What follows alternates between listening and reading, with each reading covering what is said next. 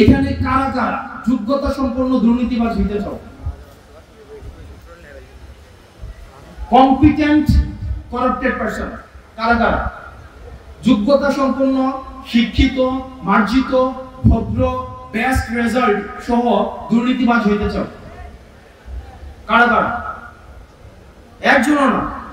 কিন্তু আনফরচুনেটলি আমাদের দেশে যতগুলো দুর্নীতিবাজ আছে তারা কিন্তু শিক্ষিত, বেস্ট রেজাল্ট, ভালো জায়গা থেকে পড়াশোনা করে আসছে, ক্যামব্রিজ থেকে পড়াশোনা করছে, ইয়েল থেকে পড়াশোনা করছে, এমআইটি থেকে পড়াশোনা করছে, তারা কিন্তু দুর্নীতিবাজ, তাই না? দেখো, একটা রিকশাওয়ালা চাইলে কি উনি পদ্মা সেতুর দুর্নীতি করতে পারবে? বা তুমি, আমি যদি বলি তুমি কি চাইলে দুর্নীতি করতে পারবে? এখন তুমি সারা দিন ধরে যদি তুমি নিউ মার্কেটে বলো আমাকে 200 টাকা ঘুষ দেন, তোমাকে কে 200 টাকা ঘুষ দিবে? তোমাকে কেন দিবে? তাই কি সুযোগ না থাকার কারণে দুর্নীতি না করা আর সুযোগ থাকার পরে দুর্নীতি না করা দুইটা কি সেম? দুইটা সেম। আমি দুর্নীতি করতেছি না কারণ আমার সুযোগ নাই। আর আরেকটা হচ্ছে কি, ওই বেটার সুযোগ আছে তাও দুর্নীতি করতেছে না। ভালো কোনটা? যার সুযোগ আছে তখন যদি দুর্নীতি না করে তাইলে সেটা হচ্ছে কি, এটা বেস্ট, রাইট? ওকে, তাইলে তোমার কি দুর্নীতি করার এখন সুযোগ আছে? তোমরা যারা এখানে আসো, তোমরা কি দুর্নীতি করতে পারবে চাইলে? আমি তোমাদের বললাম তুমি 10 লাখ টাকা দুর্নীতি করো, পারবা? এটা সম্ভব? ওকে, তাইলে তুমি কি দুর্নীতি করতে পারবে? তুমি দুর্নীতি যেটা করতে পারবা সেটা হচ্ছে তুমি পরীক্ষার হলে 1 মার্কস আরেকজনের থেকে দেখে নিতে পারবা। তুমি কি দুর্নীতি করতে পারবা? তুমি দুর্নীতি করতে পারবা আরেকজন থেকে দেখে দেখে লিখতে পারবা। এই দুর্নীতি তুমি করতে পারবা।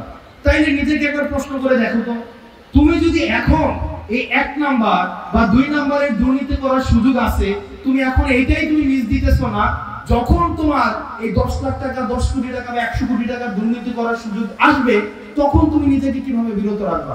তুমি তখন বলতে পারবা যে এখন 2-4 নাম্বার দুর্নীতি করি, পরে করব না। বিষয়টা এমন না। বিষয়টা হচ্ছে এই যে ছোট ছোট চর্চাগুলো তোমার এখন থেকে শুরু করতে হবে।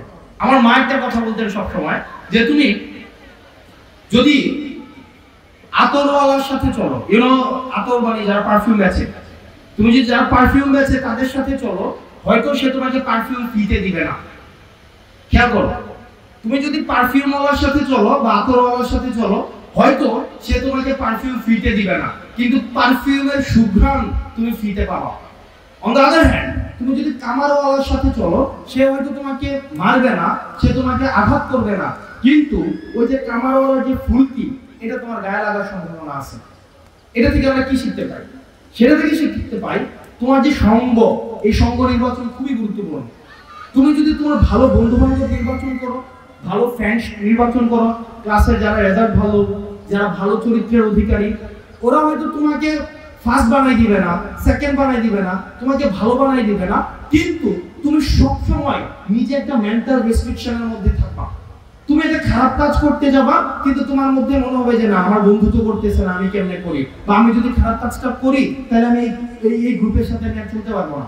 সর্বশেষ আমাদের কোরআনে আছে সূরা ইনসিরাতে, যদি ভুল হয় মাফ করবেন, এখানে আলাউদ্দিন হুজুর আছে, সূরা ইনসিরাতে আছে একটা আয়াত যে নিশ্চয়ই কষ্টের পরে রয়েছে স্বস্তি। কিসের পরে? কিসের? কষ্টের পরে স্বস্তি আছে। নাকি আগে তুমি আরাম করো তারপরে কষ্ট পাবা? কোনটা? তুমি যদি স্বস্তি পাইতে চাও তাহলে কন্ডিশন হচ্ছে কি, তোমাকে কষ্টের মধ্যে দিয়ে যেতে হবে। তুমি যদি কষ্ট করো তাইলে তুমি স্বস্তি পাবা। আর মনে রাখবে সূরা বাকারাতে আছে নিশ্চয়ই আল্লাহ আমাদের ওই পরীক্ষা দেয় না যে পরীক্ষাটাকে আমরা কি করতে পারবো না, আমরা কি ফেস করতে পারবো না। আল্লাহ আমাদেরকে পরীক্ষা ফেস করার যোগ্যতা সম্পন্ন করে তারপর আমাদেরকে পরীক্ষা দেয়। আমরা নিশ্চয়ই আমরা মনে করি ধৈর্য এবং সালাতের মধ্য দিয়ে আমরা আল্লাহ আমাদেরকে এটাও সূরা বাকারাতে শিখিয়ে দিয়েছে যে আমরা কিভাবে সফল কাম হবো। সূরা বাকারাতে বলছে সফল কাম যদি হইতে চাও তোমার লাগবে কি? ধৈর্য লাগবে এবং কি লাগবে? সালাত। এই ধৈর্য এবং সালাতের মধ্য দিয়ে আমরা সফল কাম হইতে পারবো।